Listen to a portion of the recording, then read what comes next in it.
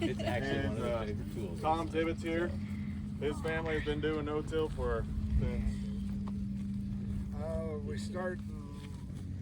the 90s. Yeah, we started doing some no-till on irrigated ground on the bottom in the late 80s. Just for the fact we couldn't get a good seed bed, timely seed bed with conventional tillage.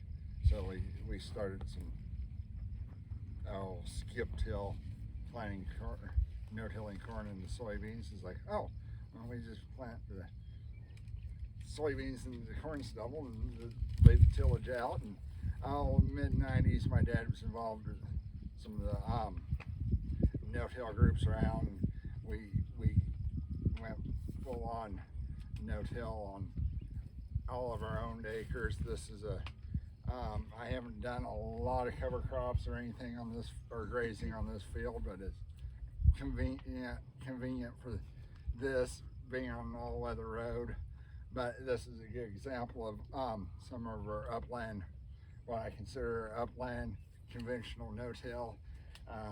We're wheat heavy, usually 2 wheat crops followed by milo, then usually soybeans, maybe sunflowers. So we're in soybean, or the milo phase of this now, rotation.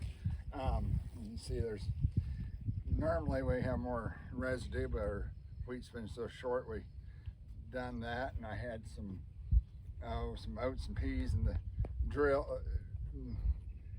I can't remember what else I had in the drill, but it's like, oh, well, this was mid-September ago. Oh, let's drill that. And I came down here and kind of went along with the terraces rather than cross them and see what happened. We got about 8 inches, but by about 1st of May, that was pretty well melted down because it just didn't have the long-term residue there. And our wheat's melted down. But normally we let our volunteer, and we have a lot of farrow rye, and we let all that stuff get some real good size to it in the spring. You'll see some patches here kind of scattered out on the field.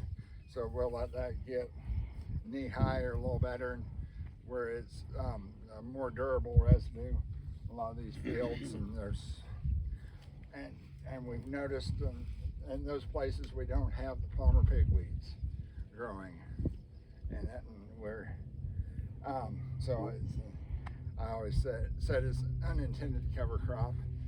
We just kind of use what comes up in those places, and sometimes I've noticed a lot more rye coming up in my poorer parts of the field. So I'm thinking long term we'll probably get some improvements there, and I'm going to start adding more cover crops to go on. But also with the rye and cheat and volunteer, it also gives kind of makes cover cropping a little more of a challenge, because you have to be able to compete with, either kill that, compete with it, or put something in early before it comes up. Then you have that as a complement, almost a complementary, which I've done before, and with some grazing, and the cattle would go in and graze the dormant corn and sorghum and sudan and millet and cowpeas and whatever, and then they'd also have that understory of that green understory there during the winter graze, and works very interesting in the way it works. Turn it over to Jay. I've got a quick question. Go ahead. You threw out there you didn't have as much pigweed out here. Why do you think the pigweed is coming out of the system? I think that rye, where there's places where I have rye, I think that does a lot of suppressing of it there. And we fought pigweeds and milo, and we've determined, well, hell, we can raise 100 bushel milo, which is our yield goal, with the pigweed. So now we've getting good chemical control, but even when we have breakdowns, we don't worry about it. We just let it go. There may some feel like there may be some synergy between pigweeds and the other crops. That's So the first time I've ever know heard that anybody Jay say Young's observations, the mycorrhiza, the growing on the pigweed root. So maybe there is some thing in the future. I don't know. Nobody does. I Oh, think yeah. that's under some heavy residue over there. Full of moisture. Did you get the rain the other day? Yeah, we did. We got. Oh, Don't let Tom sell himself short. He's been trying different things, and his father was always dabbling in different things, and Tom's just continuing with that. And I mean, you can see what 30 years of no-till has some pretty good structure, some pretty good color, and good moisture. So it's real friable. So, you know, friable meaning it granulates really easily, breaks into all the small pits.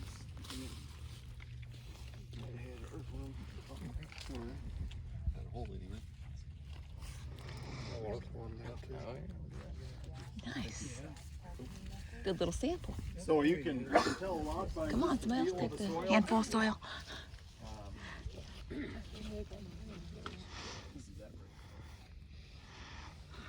So, what's your observation? So we can tell a whole lot just by looking, right? So first of all, when we touch it, it just wants to fall apart. Okay. And what do we got? Of course, this has got some moisture in. That's always a little bit deceiving, but we have a nice, what? It's a nice color to the soil, okay? As carbon comes out of a soil, what color does the soil become? It becomes lighter, right? It becomes lighter. You've all seen the little hilltops that are pretty much eroded away, and you get down to no topsoil left on it. It gets that lighter color. As we add carbon to a soil, what color does it become more of? Yeah, it becomes more dark. So at the Minokan farm, there's a railroad track, and all day long, that railroad track is hauling coal, and it's hauling oil and ethanol, all these products, and they're all carbon-based products. And so the coal is black, right? And the oil is black. And so it's a dark color. When you bring carbon in, you get that darker look to it, okay? And then sometimes you'll see soils with a lot of red. What's that? What's that all about? Say again? Kansas has got it too. Kansas? Okay. So it's really hard to wash iron out of a soil. It's one of the last things that'll go. Yeah, it's one of the last things that'll go. And so eventually, if you keep taking that carbon out of that soil, eventually you're probably going to get somewhat of a reddish look to it. Okay? That's very weathered then. And so one advantage of being up north with glaciation is it reset our soils, and so we have a younger series going. Okay, and so it'll take us a while, but eventually, if it continued to degrade, you're probably going to slowly start to see some reddish look as well. But so it kind of gives us an idea. The other observation here, as soon as we got in the field, remember yesterday there was a couple places that, and I'm not the strongest person, but there was a couple places where I just couldn't get the spade in the ground. Okay, now I have it in all the way. So there's some structure here. Okay, there's some structure. And then, can we sacrifice one plant? Is that all right? sure. Okay. There's more than that over there. Some of these other guys have been walking right on them. I've watched. So we'll pop out a plant. So when we listen to the conversation about what's been going on with this field, what I heard was there's some high carbon crops that are in it. So wheat, about an 80-to-1 CN ratio, right? High carbon, right? And I think there was back-to-back wheat, Yeah. right? Yeah. So 2 years of high carbon building armor, right? Builds armor. And then I heard corn, grain sorghum, and soybean, I believe. Yeah. Okay, soybean, so, and sunflower. Yeah. So the soybean is going to be much lower CN ratio, maybe 29, 30, let's just call it 30-to-1. So a lot less carbon, a lot less food. Residue is going to decompose much quicker, okay? And there's just be a lot less of it. And so when you bring in those high carbon crops, you're building drought resiliency. Those are the ones that build drought resiliency. If you grew soybean every year for 3-4 years or more, what do you think is going to happen to that field? The first thing that happens, you don't have enough food coming into it. Okay, so you can't build your aggregates back, and your soils start to collapse. Okay, so with this, just want to take a look. So here we have how well aggregated that root mass is. That's what you're looking for. Those are the soil aggregates in place. And at the building this morning, I sieved out some from yesterday. And so that's just really kind of stealing what nature built. And so we'll go ahead and do a water stability this afternoon on those. But look at the soil aggregates hung on there. And so as it gives off these exudates, it starts to attract the biology, and the biology builds the aggregates right on the fibrous root part. And so then if we leave it in place, we have pore spaces. That whole scenario changes. But this one's really well aggregated. Okay? Very well aggregated. Now we need some water. Let's wash off a couple of tips. Maybe that one. A little water. Yeah, that'll work. Yeah. So I need a young lady, because men are absolutely really poor at this. Don't eat that yet. Hang on. I need a little more water, Jen. Oh, I got a couple more. So let's go ahead. Did I have you do this at Minokan Farm? No, you'd remember if I served you a meal with. I've done that before. They're pretty good. Okay. All right. The reason I don't usually try not to pick men anymore is because sometimes they have something packed in their cheek right here. They can't taste anything. No. I don't care what you give them. They can't taste it, right? Because they got something packed in there. So go ahead and chew that a little bit. Give it a little bit of time. And it's been my experience, women have a little better taste buds than men and can pick up these differences. But what I want you to do after you chomp on that a little bit is tell me what you're tasting.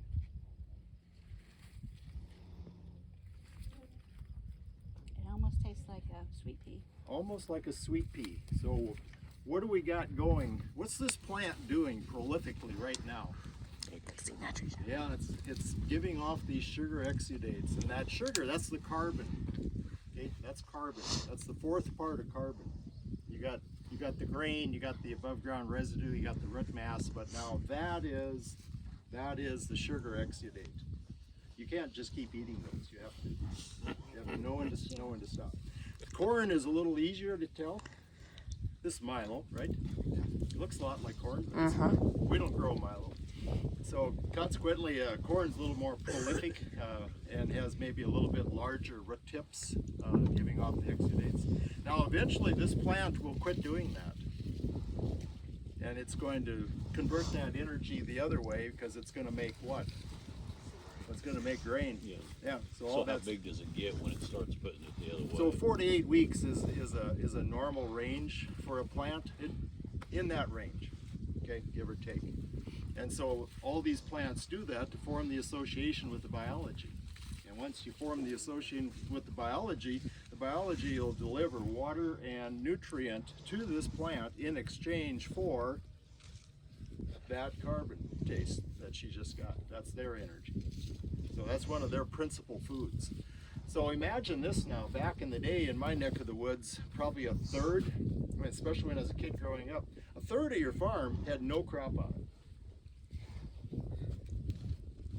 Absolutely none. Nothing in our. And then if your dad was of German heritage, you probably sat on that cultivator all summer long. 6, 7 operations weren't unusual. Okay, and then because we were glaciated, then you get the bonus of picking rock. So all of that tied in there. And then one day my dad said to me, "We're not going to summer fallow anymore." And I'm like, how could that be? I mean, why would we, isn't that what paid the bills and all this? And all he said to me was, you know, at the time, he said, we really didn't know what it was doing. So there's a real price to that, because you're no longer feeding the biology, so there's no food supply coming off of this root tip to the biology. They're not building aggregates, right? You're fracturing the soil, so it's giving up all of its nutrients, giving up its carbon. All of that's occurring. CO2 bursts to the atmosphere on every operation, so your carbon level kept dropping, kept dropping. Our erosion rates kept going up, kept going up. Couldn't get the water in the ground anymore. All those usual and normal things you start to see eventually when you repeat a known process over and over. So, but this one, I tasted them as soon as I got here. This one, yeah, you can taste it, but the soil aggregates, man, that's how you improve infiltration. If you leave it in place, if you leave it in place, if you till it, you're starting that process over again, of course. So, okay. The other thing that was really appreciated the background on the information, because we were looking at the carbon, such a difference when we bring in a series of high carbon crops, because long term that makes a lot of things go away. Yeah, a lot of things go away. So, questions for this gentleman who's doing the real work? What machine did you plant this with? I was in the hospital and neighbors planted this with a 20-inch, their 20-inch row planter. So, yeah, Do you usually drill your milo or do you wide row? no, we always plant at 30s. Yeah, there's times where I've had, where I let the rye and volunteer wheat come up and got knee high, and during harvesting milo, you could look in between the row, and your rye was just laid over and still there between the row. Seems like time we get that soybean crop off, our residue's gone. We're getting a lot of little ruts. You can see the erosion in the field, so I've been trying to cut down on that a little bit. Then after 2 years of wheat, some of those washouts are kind of rolled over, where you can, instead of bouncing across them, you just kind of roll across them, a lot smoother, and I think there's a lot to be said for that, keeping the wheat in the rotation. So those two wheats back to back, those high carbon years, how long will that residue stay on the soil surface?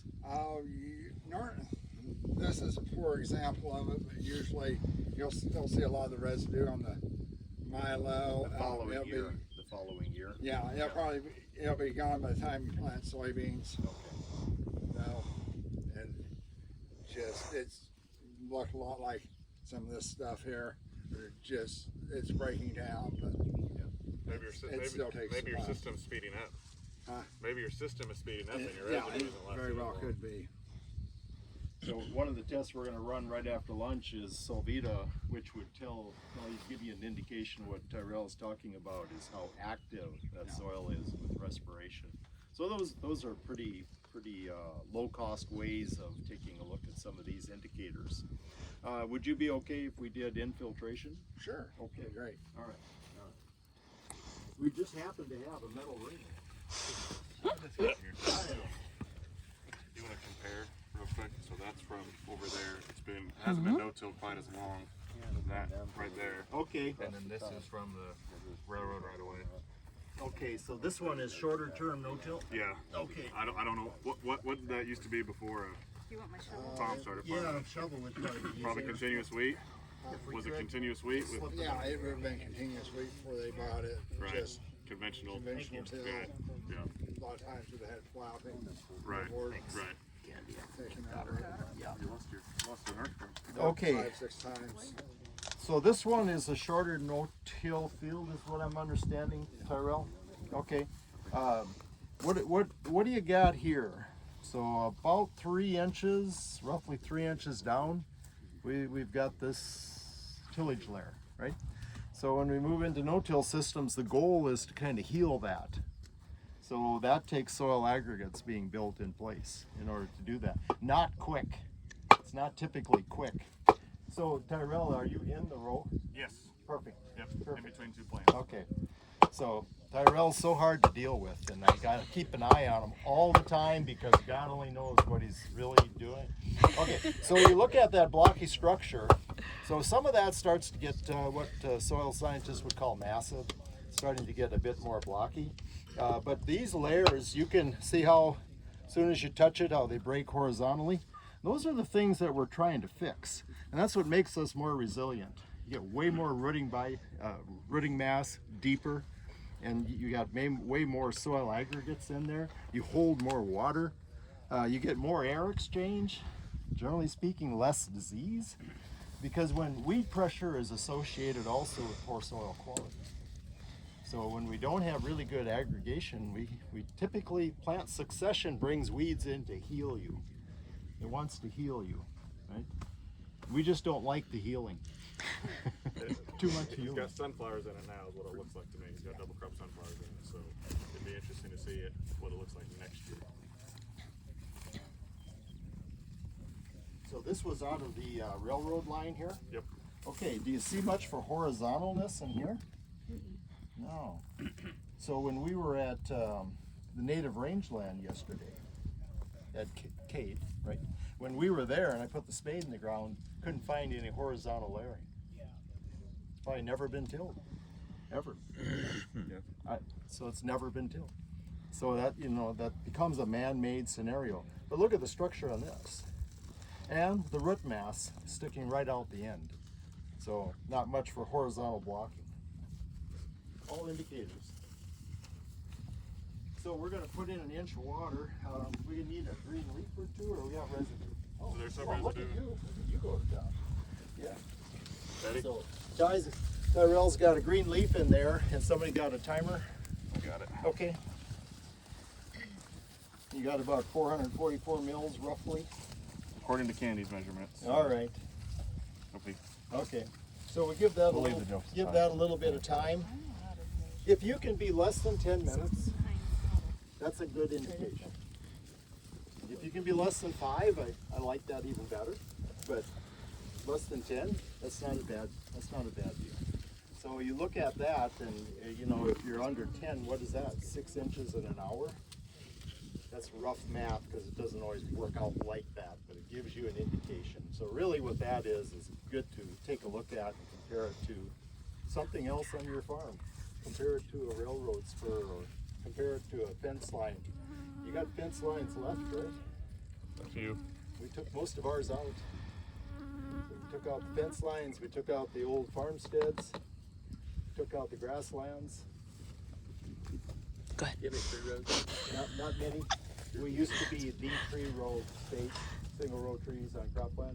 Most of those have been pushed out. And your wind erosion still okay? Wind erosion has gotten worse now that we've gotten into more low carbon crops. So what this gentleman just described in terms of putting carbon in your crop rotation, huge item. So I don't have anything against any crop, but the more beans we grow and the more we use vertical tillage to grow them, the more wind erosion we have. So how far apart did they plant those tree rows? They varied anywhere as 40s were common. 40 acre on a quarter section, 40 acre fields were common. I was just up there last week. Yeah. And it looked to me like where we were driving by, the tree rows were probably 200 foot apart. Oh, okay. That It's would, going to vary. yeah. Yeah. Okay. No, Depending on where you're at. would you say a lot of them were just A lot around of 40 them were acres? a lot of them were on 40s, so you'd have 3-4 rows across the quarter. Mhm. Sometimes they were on 20s. Yeah, it varied. Minute 35 on the first inch, or on the second inch. You're on the second inch. So I wasn't watching him. Did he do it right? He did. He did? Okay, good. Good to hear.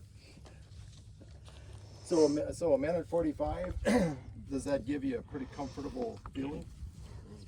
Yeah. So yesterday we never did finish when we were in the grain sorghum. We called it at 7, 8. We called it, and then we still had water left, but we left. So we're not sure how far that would have went, but and that's on the first inch. In the tough spot. Yes, in a tough spot. Yep. Cover, no cover is what we looked at there. Where we had the cover, we were less than 2 inches. I mean, excuse me, 2 minutes. Yeah, 2.5. Less than 2.5. I think it's 2.5, Okay. roughly 2, Okay. both times. The second inch is what you're really interested in, and then you're going to shift down, typically on that second inch. You're already wet. Yeah, You're already yeah, wet, we so. had- How much rain did you get?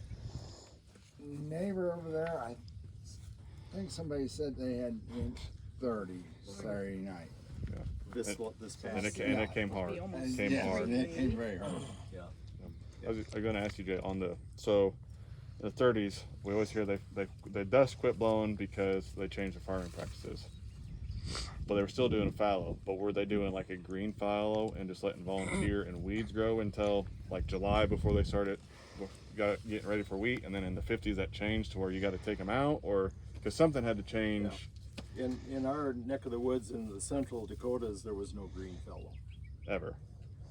It would have rained been- more. It would have been really rare to have seen that. Yeah. And yeah, everything was pretty much tillage. Well, it was, and yeah, that whole scenario. So I talked to my dad about the 1930s. My dad was born in 11, so he farmed in the 30s in the Dakotas. And I talked to him the first time we started looking at no-till in somewhere in the 80s. I thought, well, I should visit with Dad about this because he's going to see these promotional signs and demonstrations and these no-till systems, and I thought this is going to be a really short conversation.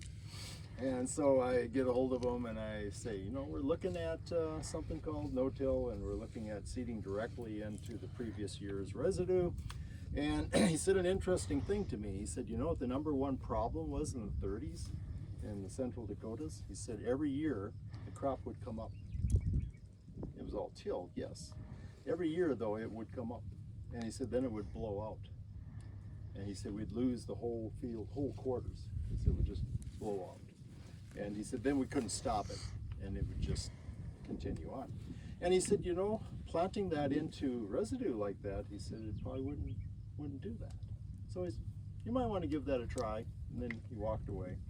And that was like the blessing, because I wanted family concurrence, because going into a no-till system in the 80s was not really accepted, right? It wasn't accepted. And so in the 80s and even the beginning 90s, we failed at all of our no-till attempts.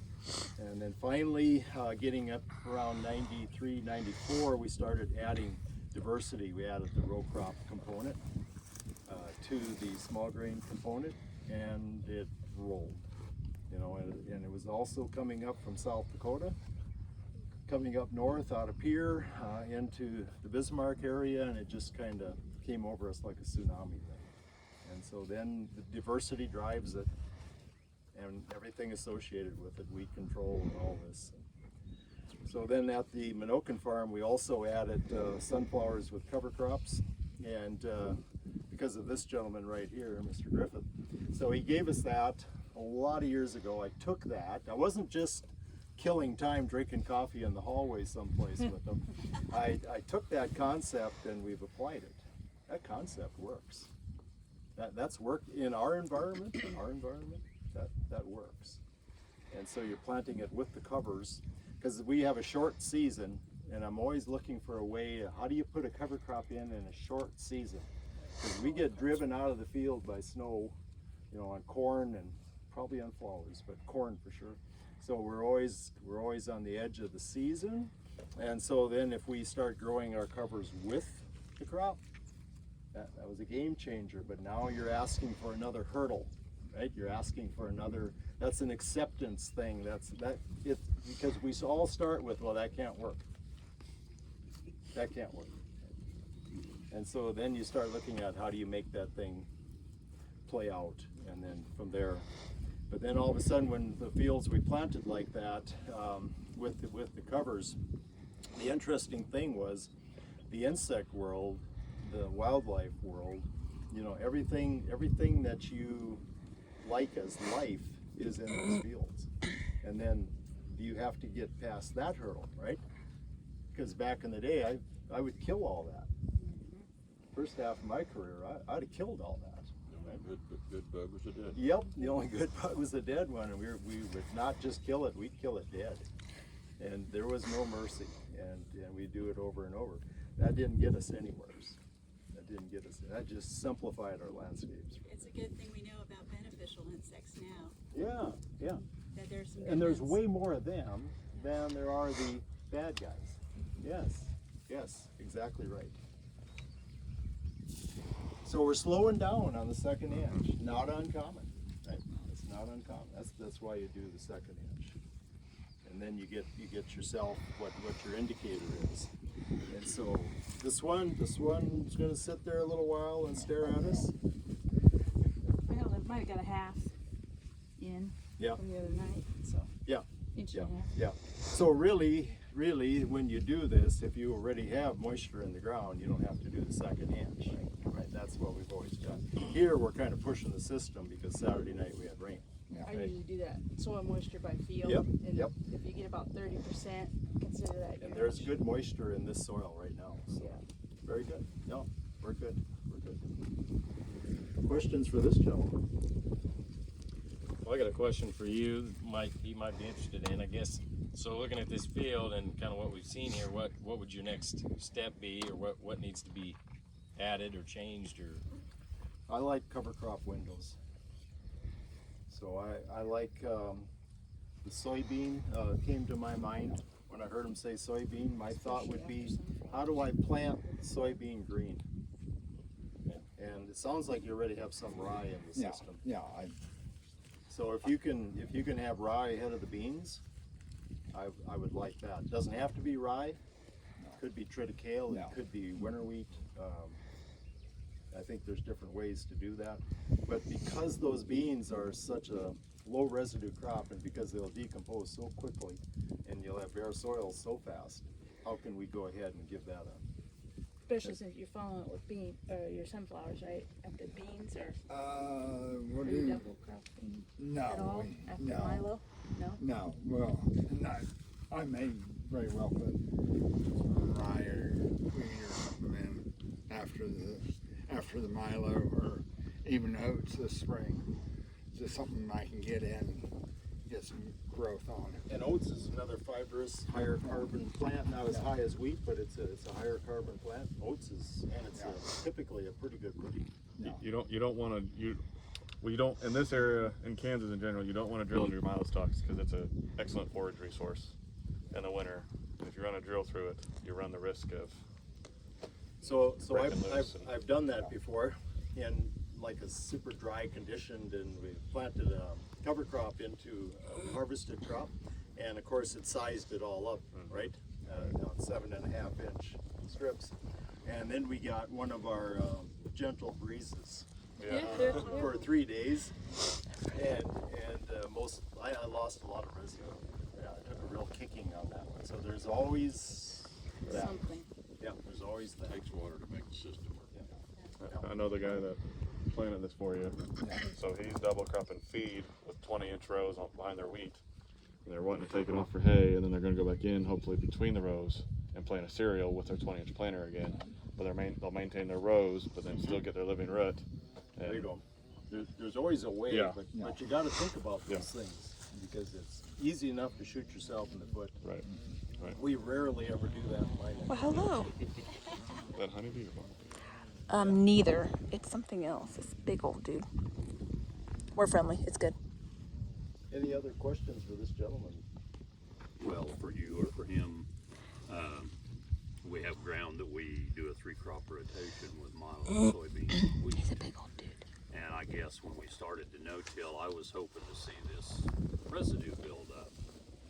But it's really not. It decomposes more than I thought it was going to. Is that normal, or should we look for it to hang around longer? Or You got active Bumblebee. It's soils. big, but I don't think You're it's not removing any. Yeah, it's a bee. No, Okay. Peeling any off. It's not fuzzy. Okay. And so if it's wondering all about staying in place, Yeah, and the you have 2 carpenter. years That's what I of was thinking. It was a carpenter bee. carbon shots there, and 1 year of a lower carbon. He wasn't fuzzy. Mhm. He had And a bear. so, Yeah. one thing you could do is you could add an additional year of it would help you build that. Because those soils are pretty active. They're eating a lot of biology. But it seems to me like wheat straw breaks down quicker and disappears quicker than the milo and the soybean stubble. Okay. It's got to start this tall when you harvest. Pardon me? It's this tall when it's ready to harvest, right? Yeah. It used to be this tall. It used to, Back to that. Well, yeah. It don't yield what this stuff will, but the residue is worth more than what I can haul, extra wheat I haul with the elevator. All you do with that is pay bills. If you've got something you can leave yourself, it's worth so much more to you than it is anybody else. You went away from the short I went back to an old wheat. it got you covered again. Right? It got some And cover. you can on build the that in 1 year if you do it. I mean, you may cut some on the ground, but this old That's wheat, what I remember. I'll bet you only remember, you're the only one here probably remembers Scout 66. Yes. Yes, sir. And that's what I plant. There was a, Just because I can't find any of the other tall ones that they've dumped them all. They didn't want us to plant it anymore. there was a wheat test plot a couple years ago that had our current varieties, and then they had a strip of Scout 66, and it was flat on the ground. What bag? I don't know. I didn't see the results, but yeah. My wheat, my average on Scout the last up until this year, I even had some 50 bushel Scout. Everything else was 0, but year in, year out, it's going to be in that 40 to 50 bushels. Yeah. It won't go to 60 or 70. I mean, it has the capacity to, but I've never got it there. But I have some residue left. Well, and I can remember in the 50s when we planted clovers for green manure. Uniformly wet. Get up about that tall, and we plow it under. That's what you're looking for. And I still have that Uniformly stuff wet. coming up. Now we haven't planted it since the 60s. There's the macro And pore. it's still coming There's up. the macro pore. And that's a deep rooted So you can plant. see Yes, it where is. some of that came through. Very deep root. Are you putting on your normal rate of nitrogen or did you cut back a bit? I've cut back. And that's how I make that work. I don't, Yeah. I know from raising that when I was a kid with Too much Dad, nitrogen falls. you put 60 pounds of seed, and you put 60 pounds of nitrogen on, and that is it, or it's all gonna be on the ground. Yeah. So your seeding rate is even down to 60 pounds instead of the 90 or 120. First year I did it at 90, and it was all on the ground. Did it 90 at 90, and Right. I remembered. Back in the bottom. It didn't take long. That's why we do it that way. Our wheats are shorter, but also the past 3 or 4 years seems like we've been just drier in the Oh, yeah, springs. it don't- And even our shorter wheats are now lucky to be knee high now, so we're leaving that much residue. Yeah, and that's why But in my even after the second estimation, year that's of why wheat, it's all that's- disappearing. That's another reason we do 2 years of wheat. It's 'Cause got a lot of nitrogen in it. that first one following soybeans, pretty short crop. Yeah, it is. What do you But think the the difference second is? one, we can get up to what we consider an average crop. Takes the end, you know, What do you think the Yeah, impact is of accelerates rotary, that the straw going through a rotary as Accelerates. opposed to conventional, and the straw getting broke down into tinier pieces? so what do we got here? You know, when I remember the conventional combine, I So was first of all, it's wet all the way across, 300, so you want that. Right. And then you Right. can see So, a macro I still pore, have to run macro slow, pore. right. They're either but wormhole, they it kind of doesn't look matter like whether it's wormholes, chopped up or but, not, it's they still can out. also It's still be As a long as you get it spread. plant that guide and First year I process, can get it right? spread. Gotcha. So you always want And I to just know got that it's red wet rose all the on way it. across, Blank spots and in then front you here. can find some Still of gotta those. manage your residue. So we've got a few macro pores, and the macro pores, the rest of this is just regular pore space, okay? I'm the only one So that's just a regular soil aggregate pore space, but those are macro pores. The macro pores always accelerate it. If you have those, it just goes a little faster. Yeah. Years ago. Well, I had it for 10 years. I'd take this field. I'd take all the ones we were on yesterday. They're all nice. Loved them all. Very good. Jay, back to your original hole. Apparently moisture go down. Double stops. Let's see if we can tell something. That's what I've heard. Yesterday on the rangeland, it all stayed in the container. There was nothing on the top, so it absorbed it completely right inside that 3 inches. So it went down less than 3 inches. Then when we cut it in half, you could actually see the line. About maybe just past the cylinder. So maybe four totally. That's probably why when it finished raining, it was Yep. still working its way Yep. down. Yep. Because we were at 12 minutes when I stopped, and we still had, what do you think, half an inch left? Close. Quarter an inch? Quarter probably, yeah, right in there. Yep. And so when you do this, if you already had a recent rain, you're set to go. But if you haven't had a recent rain, then the second is, yeah. So another indicator, if you do enough of them, they start to paint a picture. So you can see the root mass on there. And this one was in the row, right? So, Yes. yeah. Okay, Yep. so It we was got in between we got two root mass posts. from right in there. Jay, this is off topic, but what his comment made me think of it as far as plant breeding. Like if you talk about corn stover, there's a contention nowadays amongst those that graze that stover is not as good as it used to be because they've bred up, the stem and the more lignin and that to keep them bigger plants, and so digestibilities went down in the cattle and all this stuff. Is there any relationship on that with how quick that stuff breaks down as residue out here? I mean, if it doesn't break down in a rumen quite as fast, would it?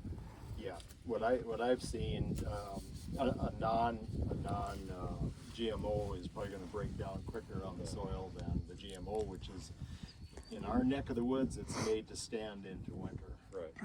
and so it's got a lot of lignin in it, and so the cows aren't wild about it. Right. If you offer them two fields, one is, one isn't, they know. Well, and then they did away with the old BT corn where you actually planted a refuge and they put refuge in a bag. Right. So you're stuck with BT and non-BT corn mixed together. So then you don't have a place for palatable stover versus impalatable stover. It's all together. So because people weren't smart enough to figure out, oh, I got to plant a refuge. They just like, I'll just screw that thing. I don't need that. I'll just. That's too hard. Yeah. That's too hard. So that ruined it for everybody. According to Jody Sadoff, I don't know if any of you guys know Jody. He's a deep thinker. He passed away. Yeah, he passed just away. passed away. He always said if we would have just eliminated just regular corn varieties for 1 year and had everybody, I'm like, Jody, that don't even sound right, but everybody plant BT corn, we could have eliminated European corn borer. That was his thought process. He's probably right. I was like, yeah, you probably could have pretty close. But there's a lot of predators. Everybody to boycott Walmart. There's a lot of predators right in the soil that Yeah. are going to take care of that. So, Yeah. But he felt like that's what they should have done instead of the refuge. well, it's good to have a and thought then the refuge process, in the right? back. Well, you know him, he's a deep thinker. Yeah, he was. Well, if we ain't got any more questions for Tom or to Jay at this site, I we'll have one last one for Tom. gee, Christmas Adam. It actually works. What you're doing here. Yeah. In your mind, there's no doubt to you that what you're doing is work. You're on the Yeah, right it's path. worked. I think we can go further with implementing cover crops and getting some grazing on it. I haven't done a lot of cover crops. I've done a few places, same rotation. Seems like it. I had put some dry land corn in, and a year ago we were scratching our heads how we came up with 135 bushel an acre dry land corn last fall after being in D0, the D1 drought, and but it's like, we had I think a 6-way cover crop blend that went in after harvest, grazed it anywhere from moderately to lightly, depending on whenever I could chase the cows around out of over where I wanted them. And I had cow feeds that went to seed. I had volunteer come up. I had When did you plant farrow the corn? rye. When did you plant the corn in the spring? In May or June? May. Okay. I was just Yeah, curious. early May. Early May. So it was even early there's- corn, not late corn. Yeah. 6 fairly. species in your cover crop mixture? Yeah. Okay. Then it was in wheat stubble, so I had the volunteer and the cheat and the farrow rye come up between the rows of all that also. So I pretty much had a living root out there for on a lot of the field for most of the year. So what difference did it make when he came in and grazed it? The biology. Yeah, you know, the ruminant, the interesting thing is in a drought, the ruminant is still wet. So when you come into a field with livestock, that low oxygen environment has anaerobic biology, and then outside of the critter is all aerobic biology, and then they got legs. And so that's a pretty cool system to move things around.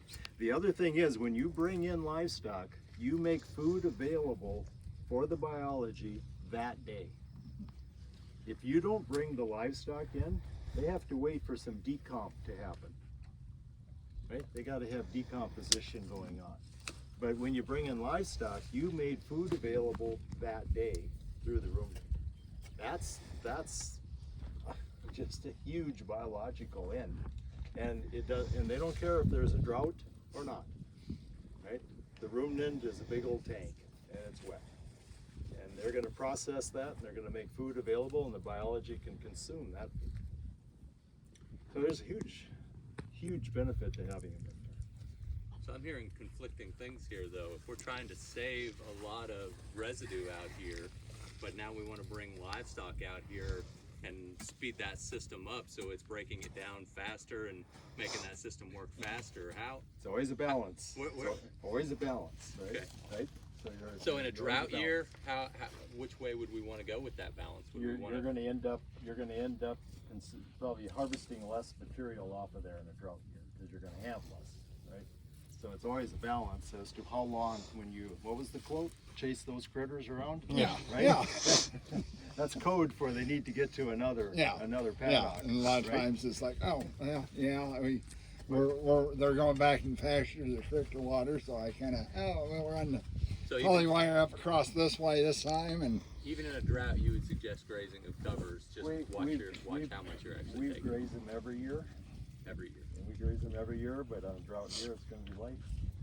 Well, is it like grass, sort of take half, leave half? Or? You know, what I like to do is look straight down, and ideally, I want to see residue when I look straight down. Yep. That's utopia for me. I want to see the ground covered. Now, do our fields all have 100% covered? No. That's what you're always working toward, right? You're always working toward that. But that's your indicator, looking straight down. So something's been eating wheat residue very quickly in here, right? Yeah. So you have the biology. But you're growing a green plant, so now you start the exudates over again. So it's continual. Soil aggregates only last a few weeks, maybe a month. So soil aggregate is a shorter life. So the green plant is always necessary to build the aggregate back. Yeah. So you'll never quit if you're in agriculture or gardening or ranching or whatever. You'll never quit building aggregates. You'll do it the rest of your career. Back to planting cover crops was up at North Dakota State University, I think, and they were interseeding cover crops in 30-inch row corn, and they said like when the corn was, knee high or not much bigger than that. Is there anybody done any study on just drilling the cover crop at the same time you plant the corn? Is that too early? We did it this year at the Minokan Farm. We did it 3 days after the corn was planted. So we'll know more. We'll see if we bring it to its knees. Right? So, but V6, is probably a safer water environment, right? Because now you waited till you can still just drive through the corn. V6 you can still get a tractor through. I was going to say 3 days, so you went in and planted the cover crop before the corn ever emerged. Correct. Yep. Dennis Anderson broadcast his into his corn right after he planted it, not very shortly thereafter. And he had, maybe 3 to 4 plants per square foot in 30-inch rows. And then there's, in Iowa, we just got finished with the 3-year study in Alameda County doing 30s. They ended up going to 60s because they felt like they got better light interception because they weren't using, the corn with the straight up leaves. And so they halfway through their study switched to 60-inch rows like Lauren sounded like he did. and then got the cover established about V4, V6. Yeah, ours are 62 because with our short season, we throw Yeah, the cover they're with further north, with Elm the Travis. crops. So that's our way of doing it. Now they talk like up there, if it's, I don't know if it's because it's a drier climate, they didn't have much luck with broadcasting cover crop seed. Broadcasting's always a little tough. Always a little tough. You can hit Utopia now and then. Yeah. But in our environment, like central Dakota to western, it's not even on the radar. Yeah. Yeah. But if you drill it, we can get it to go. Yeah. We used to broadcast some out of, I know there's a pilot out of Deloitte that was running some, I mean, granted it wasn't cover crops for covering plant health like what we're talking here, but cattle centric, you know what I mean, and flying onto irrigated fields and watering it up kind of thing. So it helps if you get Mother Nature that would participate in that, but getting it up is the key. But there was a lot of that was done around that area. Now there's a lot of herbicides that conflict with that. If trying to keep your pegweeds out, back then it was Roundup and then didn't have any residual, and that was, things have changed there. But I've also noticed there's a lot of fields around our area that we do the same thing. Tom, for instance, he does the same kind of rotation on a lot of fields. Some of them just have a lot more underground biology, just really eat the residue fast. You know what I mean? Versus other fields, I never understood exactly. It's always been a mystery. Like, why did that field just completely disintegrate this giant mat of residue, and then the next one, 10 miles down the road, it's like, yeah, whatever. Lots of answers to that one. Yeah. I should say, lots of speculation to that one. Doing the same Could thing. be how long it was out of grass. And it could be as fast. Put your foot down, Tyrell. Yeah. Right? They're all different. Let's head to the pickups, guys. I'll lead.